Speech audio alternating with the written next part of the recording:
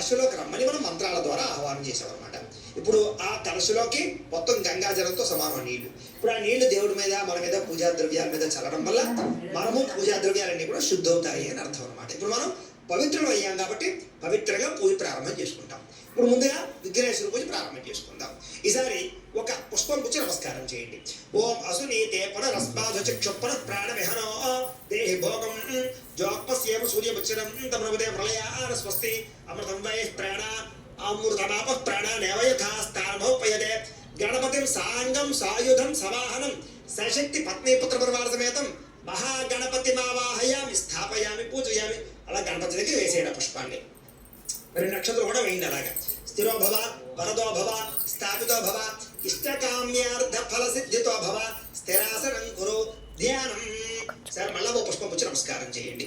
ఓం గణానాం త్వా గణపతిం హవామహే కవిం కవీనాముపకొట్టు నమస్కారం చేయమ్మ. కవిం కవీనాముపమశ్రవస్తమం జ్యేష్ఠరాజం బ్రహ్మణాం బ్రహ్మణస్పత ఆనశృణ్వన్నోతిభిः సేదసాదనం. శ్రీ మహాగణాధిపతయే నమః. ధ్యాయామి వేసేయండి గణపతి దగ్గర. మళ్ళా రెండు నక్షత్రం వేయండి.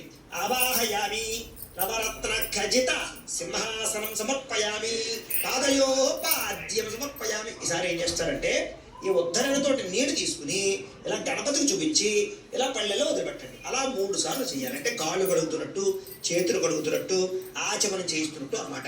శ్రీ మహాగణాధిపతి నమః చూపించమ్మా. పాదయో పాద్యం సమర్పయామి. మళ్ళా శ్రీ మహాగణాధిపతి నమః. హస్తయో అర్ఘ్యం సమర్పయామి. మళ్ళా శ్రీ మహాగణాధిపతి నమః.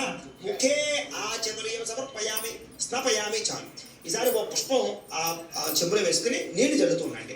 ఓం ఆపోహిష్టామయ భవస్థాన ఊర్జే దదాతన మహేరణాయ చక్షసే యావశ్యవత వారసస్తస్య భాజయతే హరః ఉషతీరివ మాతరః తస్మారంగమామవో యస్య క్షయాయ జన్మథ ఆపో జనయథాజనః. శ్రీ మహాగణాధిపతయే నమః. శుద్ధోదక స్నానం సమర్పయామి. స్నానానంతరం శుద్ధాచమనం సమర్పయామి. చాలమ్మ. వస్త్రం.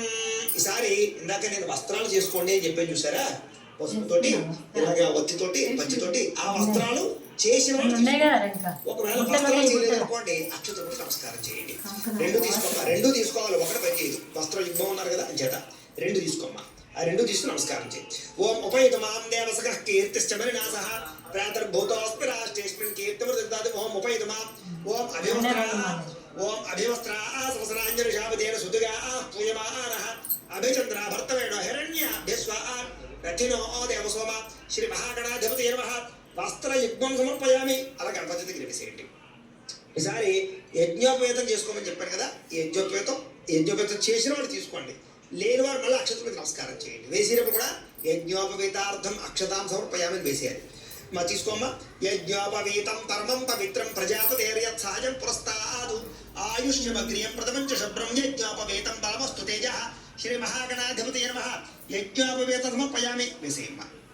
ఈసారి ఓ పుష్పం గంధంలో ముంచి ఆ పుష్పాన్ని వేసేయండి. గంధద్వారాంధురాదర్శాం నిత్యపుష్టాం కరీషణీం ఈశ్వరీకం సర్వభూతానాం తామిహోపయే శ్రియం. శ్రీ మహాగణాధిపతయే నమః. పుష్పం వేసేయాలాగా. శ్రీ మహాగణాధిపతయే నమః.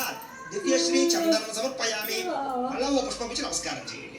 ఓం ఆయనేదే పరాయణే ధూర్వా ఆరోహత పుష్పణే హృదాశ్చ పుండరీకాణి సముద్రస్య గృహాయిమే. శ్రీ మహాగణాధిపతయే నమః. ఆభరణార్థం పుష్పం సమర్పయామి వేసేయండి.